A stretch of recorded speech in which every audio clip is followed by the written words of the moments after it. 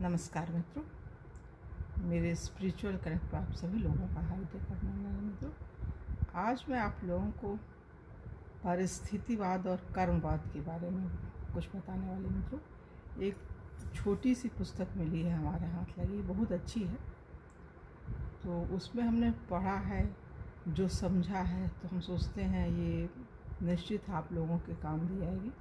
और हमने इसमें जो थंबनेल लगाया मित्रों, स्टेटस एंड वर्क, आपकी जो परिस्थिति है, स्थिति है, उसमें आप कैसा काम करते हो, तो वो क्या करते हो और क्या करना चाहिए, इसके बारे में अगर आप सुनेंगे, समझेंगे, तो एक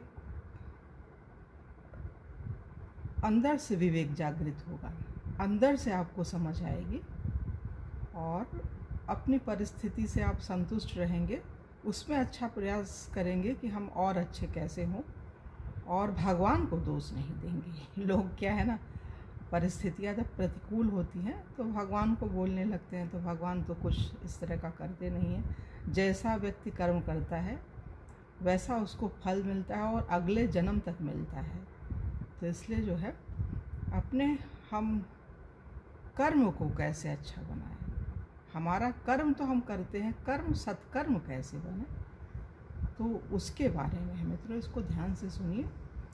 और एक अनुरोध आप लोगों से है, मेरे स्पिरिचुअल कनेक्ट को सब्सक्राइब ना किया हो तो सब्सक्राइब कर लीजिए और ज़्यादा से ज़्यादा लोगों को शेयर भी कीजिए मित्रों। तो चलिए हम लोग शुरू करते हैं।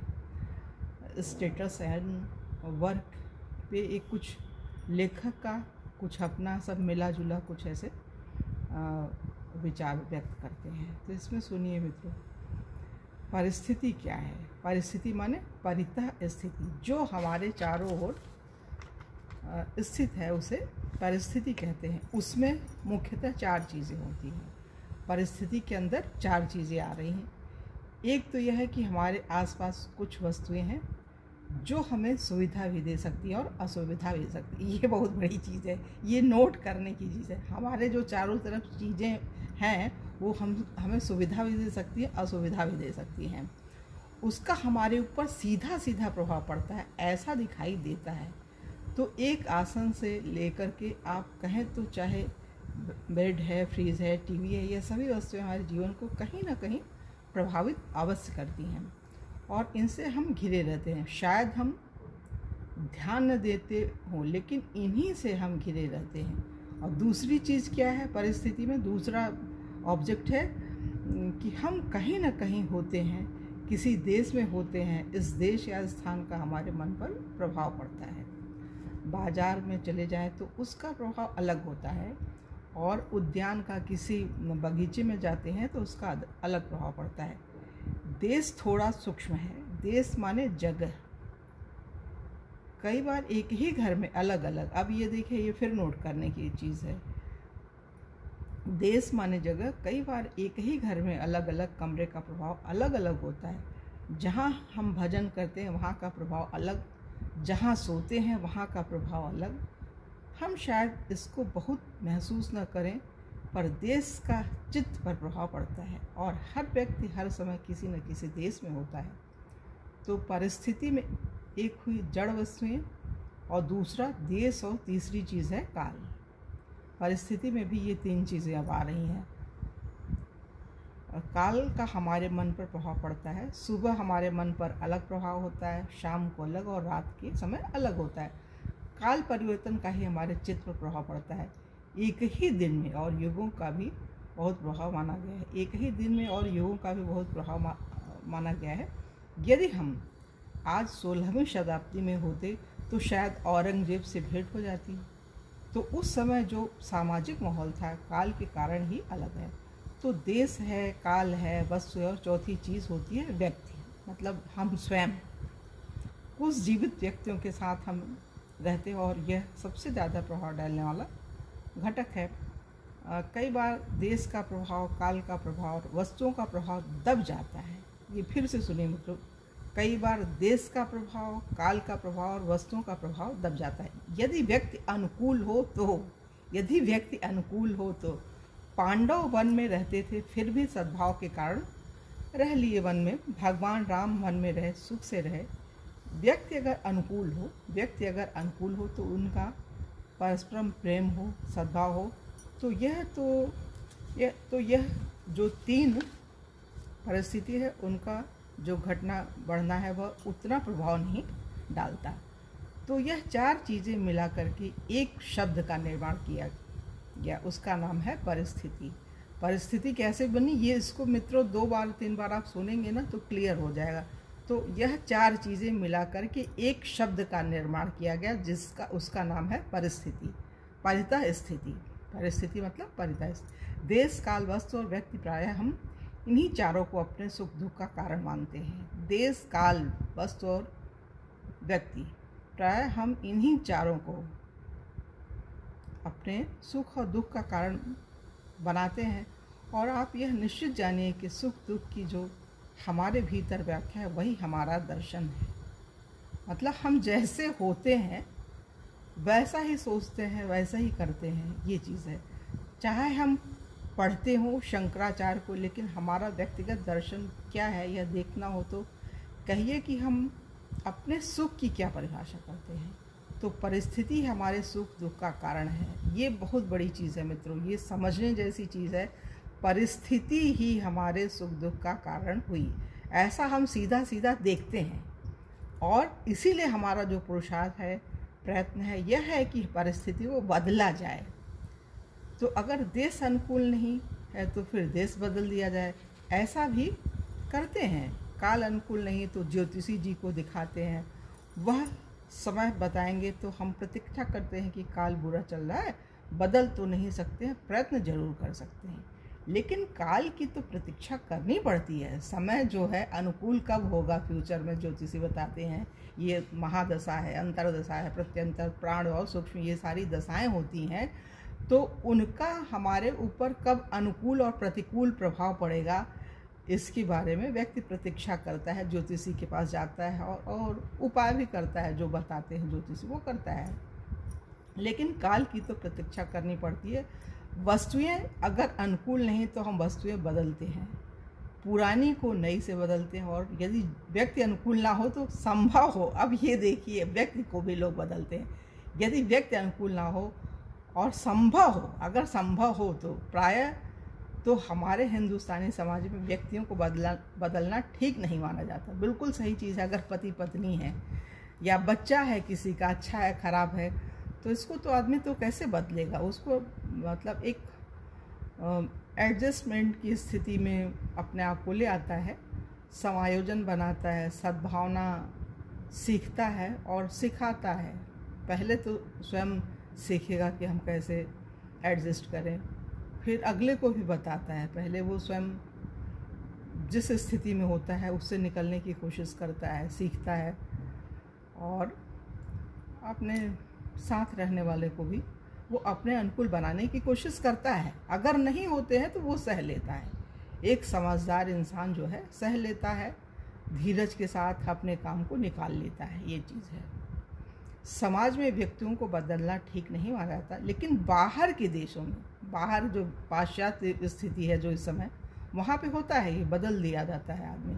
लेकिन बाहर के देशों में व्यक्ति हर रोज़ बदल जाते हैं, लोग परिवार बदलते रहते हैं। यह जो हमारे प्रयत्न का या पुरुषार्थ का स्वरूप है, क्यों है? क्योंकि हम अपने सुख का हेतु परिस्थिति को स्वीकार करते हैं, और प्रत्यक्ष तो यही अनुभव है। भारत का ऋषि कहता है, ये ध्यान देने वाली बात है मित्रों, इसको ध्यान से सुनिए। भारत का ऋषि कहता है कि इतनी बात समझने के लिए बहुत बुद्धिमान होने की ज़रूरत नहीं है।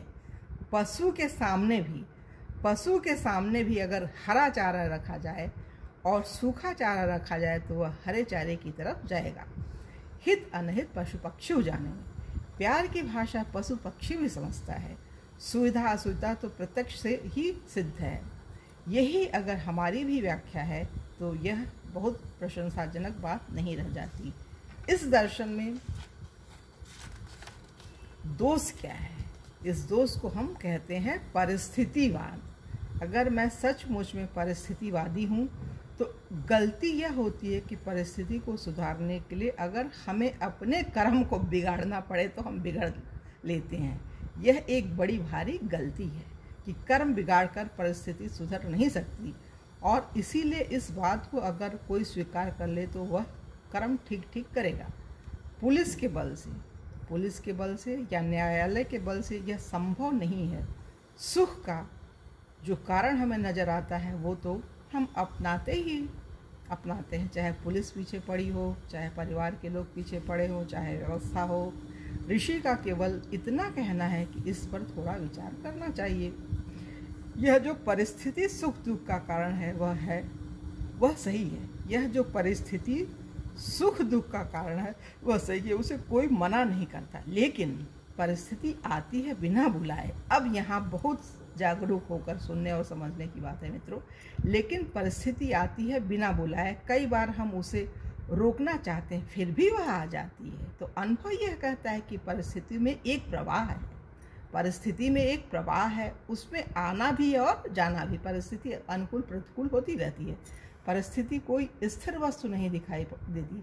हमें कई बार यह बिंब उत्पन्न होता है, जैसे हमें हरिद्वार में खड़े हों और गंगा जी का पानी हमें छू छू कर बह जाता है। वैसे ही जगत में हम खड़े हों और परिस्थितियों का जल बह रहा हो। एक परिस्थिति आती है, मेरे मन को छूती है, निकल जाती है। फिर दूसरी परिस्थिति आती है, वह भी निकल जाती है।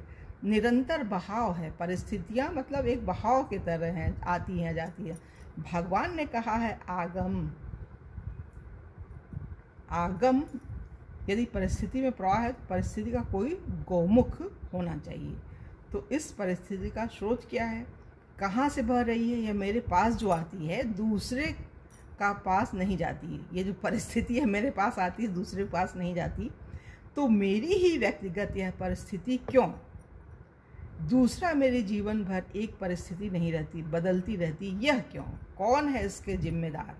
कौन है इसका जिम्मेदार? आकाश, वायु, अग्नि, जल, पृथ्वी 5 महाभूत से नहीं आ सकती, क्योंकि वो सबके लिए समान है। बाग, बगीचे, नदियाँ, पहाड़, मैदान, यह भी सबके लिए समान है। तो ईश्वर, कई बार हम लोग भावना में यह सब बोलते हैं, कहते हैं उसकी इच्छा है। महाराज ध्यान रखिएगा, जैसे प्रकृति सभी के लिए समान है वैसे ही ईश्वर भी सभी के लिए समान है। जैसे सूर्य नारायण सर्वोपकारी हैं, वैसे नारायण भी सर्वोपकारी हैं। अगर वो हमारी परिस्थितियों की जिम्मेवारी लें तो उनमें पक्षपात का दोष आएगा कि किसी को अच्छी परिस्थिति दी, किसी को बुरी परिस्थिति दी। परिस्थिति वैचित्र, अलग अलग परिस्थितियों का हेतु कौन है? उन्होंने कहा सिवाय कर्म के और कोई संतोषजनक उत्तर नहीं हो सकता। मतलब कर्म, आपके जैसे कर्म होंगे अच्छे खराब, परिस्थितियाँ भी वैसी ही बनेंगी। यदि हम बोलें मेरी परिस्थिति का कारण तो मेरा पड़ोसी है, तो वो पड़ोसी आपको क्यों मिला? वो भी एक परिस्थिति है। किसी सज्जन या दुर्जन से सहयोग होना, यह भी एक परिस्थिति है। शहर में एक बहुत सज्जन व्यक्ति है, उसकी सज्जनता का कारण मैं नहीं हूँ, उसके शहर में होने का मुझे कोई लाभ नहीं है, किंतु उसका और मेरा संयोग हो, इसका हेतु कर्म है। कर्म, अच्छे या खराब कर्मों से, अच्छे कर्म करेंगे तो अच्छे लोग मिलेंगे, खराब करेंगे तो खराब मिलेंगे। ये कर्म फल, ये संस्कार ट्रांसफ़र होता है, मरने के बाद भी जाता है। तो उस तरह से हमें परिस्थितियाँ मिलती हैं, लोग मिलते हैं। देश काल परिस्थिति कर्म के अनुसार मिलती है व्यक्ति को। तो जो व्यक्ति विशेष से, काल विशेष से, वस्तु विशेष से जो हमारा संयोग होता है, वह संयोग ही हमें हानि या लाभ पहुँचाता है। और इस संयोग वियोग का हेतु निश्चित तौर से कर्म ही है। किसी की अकाल मृत्यु हो रही है या कोई बहुत दीर्घ काल तक जीवित है, 100 वर्षों तक जी रहा है और चारपाई पे पड़ा है, कुछ कर नहीं पा रहा है, तो ये क्या है? उसके कर्म है। जैसे कर्म करा है उसने, सत्कर्म दुष्कर्म, तो उसके हिसाब से भगवान उसको उसके कर्म का फल दे रहे हैं, है ना? ये चीज़ है। इस पर जो प्रबुद्ध लोग हैं उन्हें बार बार मनन करके एक बार इस विषय को तय कर लेना चाहिए। यह बहुत ज़रूरी है। यह समझिए एक क्रांति है। जीवन में व्यक्ति परिस्थितिवादी मानो आज तक है और वहाँ से उठकर वो कर्मवादी बन जाए, यह एक प्रकार का उत्थान है। यदि हम परिस्थितिवादी होकर जन्मे और परिस्थितिवादी होकर ही मर गए तो हमारा विकास शून्य है। मतलब हम परिस्थितियों की गुलाम, हमारी परिस्थिति सही नहीं है, हम परिस्थितियों को बोल रहे हैं कि ठीक नहीं, लेकिन प्रयास अगर करें तो परिस्थितियाँ हमारे अनुकूल हो सकती हैं। कर्मवाद की पूरी समझ क्या है कि यह पक्का करना कि जो सत्कर्म है उसका फल सुख होता है, जो सत्कर्म है उसका फल सुख होता है और जो दुष्कर्म है उसका फल दुख होता है। इसको घोटने की ज़रूरत है। कई बार हम समझते हैं कि जो क्रियात्मक साधना है वही साधना है। आपको निवेदन करूं, समझ भी साधना होती है। समझ एक साधना है, समझ स्वयं एक साधना है। यह समझना कि कर्म हमारे सुख दुख का कारण है और उसमें भी सत्कर्म सुख का और दुष्कर्म दुख का सीधा सीधा समीकरण समझ में आएगा तो यह कई माला जप से बेहतर है। ये कई माला जप से बेहतर है जब हमें ये ज्ञान अंदर से मिलेगा कि सत्कर्म और दुष्कर्म के कारण हम स्वयं हैं। तब जो है आदमी संतुष्ट होगा, शांति मिलेगी और वो शांति बिखेरेगा समाज में। इसमें माला की भी अवहेलना नहीं कर रहा हूँ, पर कुछ करना साधना है, हम यह मानते हैं। समझना वो भी एक बड़ी साधना है, यह भी समझने की ज़रूरत है। कहते हैं आजकल तो जो ज़्यादा गलत काम करता है वही समाज में ज़्यादा सफल है, और एक दूसरे से सुनकर कहीं हम इस सिद्धांत को स्वीकार करने लग जाते हैं। मेरा निवेदन है, और कर्म मीमांसा जो दर्शन है कहता है कि ऐसी कर्म मीमांसा एक दर्शन शास्त्र है। ऐसे सिद्धांतों को मान्यता बनाने से पहले जरा सोच लेना, क्योंकि मान्यताएं हमारे जीवन को बहुत प्रभावित करती हैं। मैं तो कई बार ऐसा बोलता हूँ कि मान्यताएं हमारे जीवन की निर्देशक हैं। ये जो है ये अनुकूल चीज़ है। अगर इस पर अमल करें तो हम लोग सुखद जीवन जी सकते हैं। अगर हमारी यह मान्यता है कि यह व्यक्ति हमारा दुश्मन है तो हमारा सारा व्यवहार कैसा होगा। अगर हमारी यह मान्यता है कि गलत कर्म करने से सफलता मिलती है तो हम गलत कर्म जरूर करेंगे और कोई हमें रोक नहीं सकता। और यदि हमारी यह मान्यता है कि गलत कर्म का फल कभी सही नहीं निकल सकता तो बिना पुलिस के हमारे गलत काम पर नियंत्रण लग जाएगा। मतलब हम अपने आप ही अच्छा काम करने लगेंगे। अगर हमें जानकारी होगी कि ये गलत है ये सही है, इसका ज्ञान हो जाएगा। विवेक क्या है मित्रों? अच्छे और बहुत अच्छे का ज्ञान होना, ये विवेक है। ये हो जाएगा ना तो फिर तो शांति मिलेगी ही।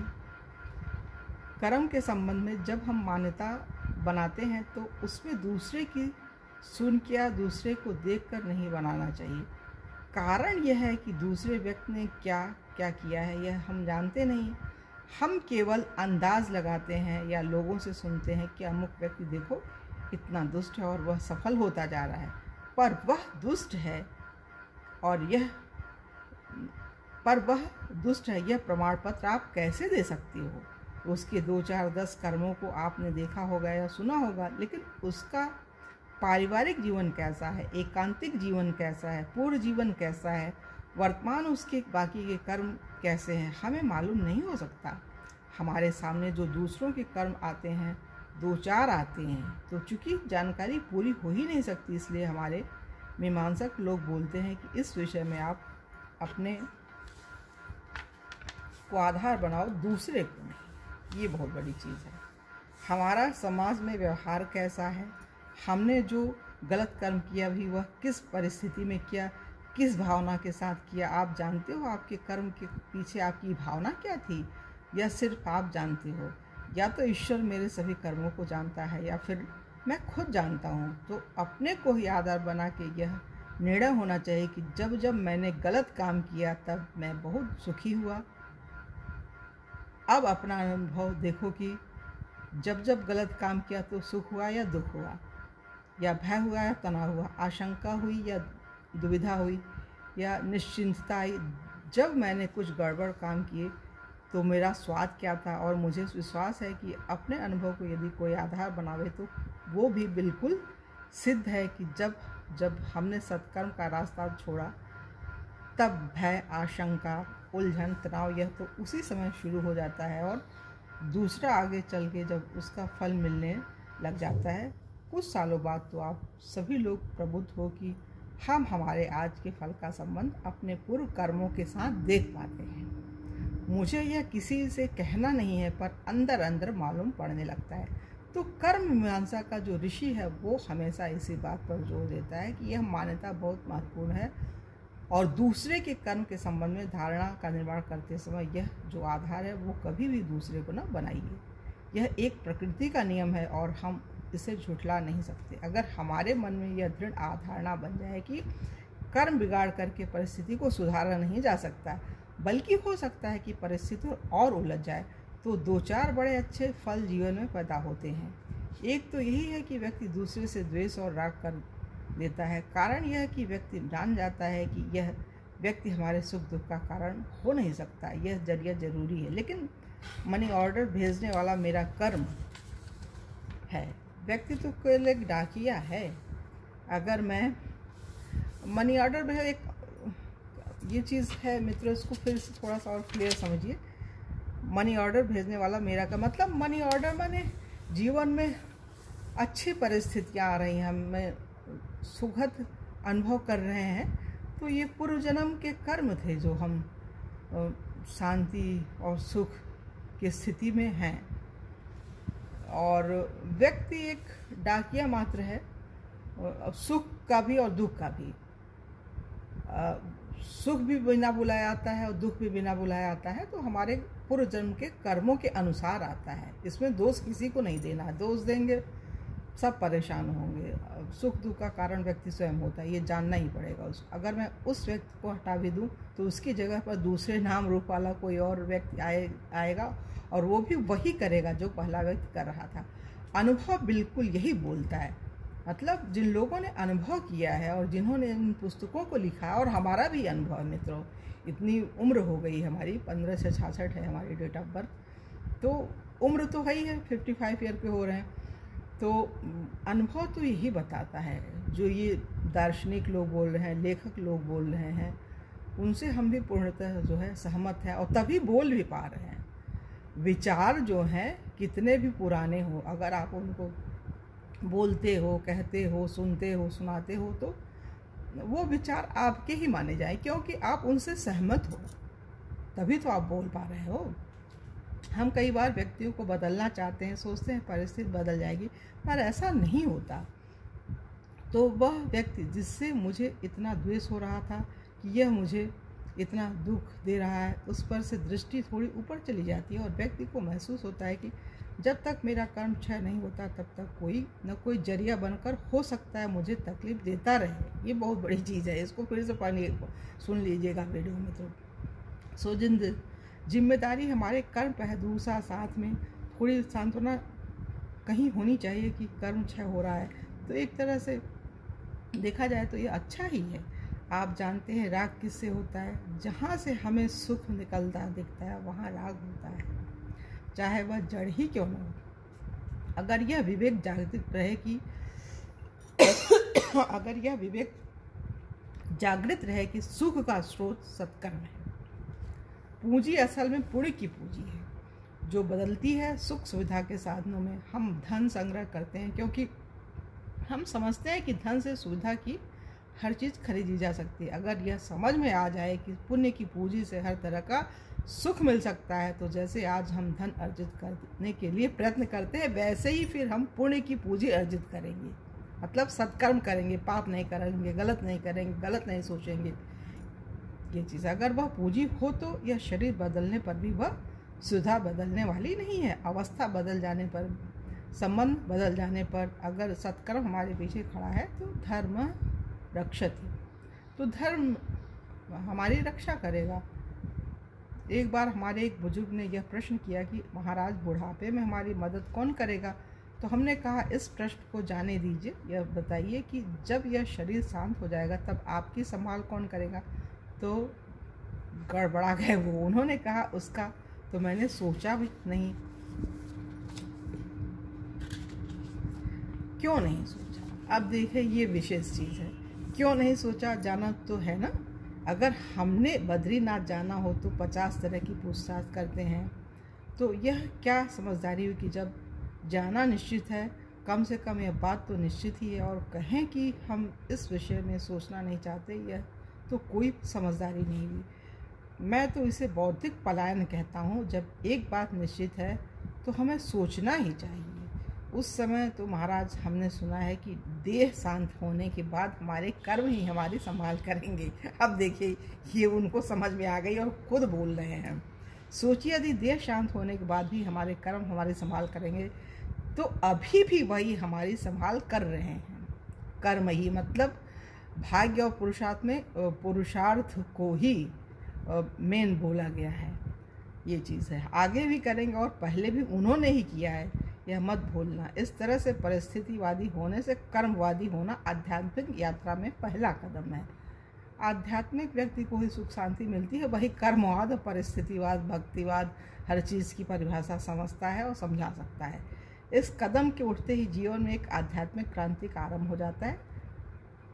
तो इसमें कह रहे हैं लेखक कि आइए हम सभी इस यात्रा में शामिल हो, और हम भी यही कह रहे हैं मित्रों कि इस यात्रा में हम सभी शामिल हों, अपने जीवन को धन्य बनाएं, सुख शांति की प्राप्ति करें और वही जगत में बिखेरें, तो इसी से जीवन धन्य होगा और हमारे सत्कर्म हमें आगे के जन्म में भी अच्छे मानव के रूप में देह मिलने की स्थिति का मार्ग जो है प्रशस्त करेंगे। हमें मतलब कोई दुख दर्द नहीं होगा और हम कुछ ये चिंता नहीं करेंगे कि क्या होगा। अरे क्या होगा, अच्छा होगा। जब परिस्थिति को एक प्रवाह, एक धारा, एक नदी के समान बताया गया है, कब क्या हो जाएगा, कहाँ से अच्छी और ख़राब परिस्थिति बन जाएगी, तो उस समय हमें क्या कैसे करना है तो वही समय बताएगा ना, और आपका विवेक बताएगा क्या निर्णय लेना है। तो निर्णय यही लेना है कि हमें सत्कर्म करना है, सत्कर्म से ही शांति मिलेगी और हम शांति दे पाएंगे। यही है हर चीज़ का सार, यही है। किसी भी कर्म का सार सत्कर्म है। सत्कर्म के बिना तो कर्म ऐसे ही आज कर्म अकर्म विवेक कर्म जो है महाभारत में बताया भगवान ने, तो उससे समझ में आता है हम क्या कर्म कर रहे हैं। सत्कर्म की दुष्कर्म हम स्वयं संतुष्ट नहीं होंगे तो दूसरों को क्या संतोष देंगे, ये चीज़ है। प्रतिलिपि हम वस्तुतः उसी की बना सकते हैं जो होते हैं। तो अच्छा बनना है, अच्छा करना है, अच्छा देना है, तो ये चीज़ है। चलिए ठीक है मित्रों, हम लोग अपने वीडियो को यहीं पे विराम देते हैं और कल की वीडियो में आप लोगों से पुनः मिलेंगे। और उससे पूर्व मित्रों एक अनुरोध है आप लोगों से, यदि मेरे स्पिरिचुअल करने को आप लोगों ने सब्सक्राइब ना किया हो तो सब्सक्राइब कर लीजिए, ज़्यादा से ज़्यादा लोगों को शेयर कीजिए और लाइक की बटन भी क्लिक कर रखिए मित्रों। तो कल की वीडियो में पुनः मिलेंगे, तब तक के लिए जय हिंद, जय भारत, ओम शांति, ओम शांति, ओम शांति।